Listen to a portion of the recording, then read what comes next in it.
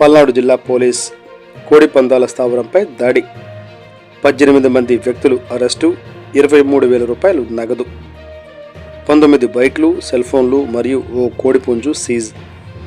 పల్నాడు జిల్లా SP Shri Kanchi Srinivasarao IPS గారి ఆదేశాల మేరకు ఈరోజు మధ్యాహ్నం సమయంలో నర్సరావుపేట రూరల్ పోలీస్ స్టేషన్ పరిధిలోని కేతముక్కల అగ్రహారం గ్రామ శివారు నందు కోడిపందాలు వేస్తున్న వారిని తమ సిబ్బందితో కలిసి దాడులు నిర్వహించిన నర్సరావుపేట రూరల్ ఎస్ఐ శ్రీ కిషోర్ గారు.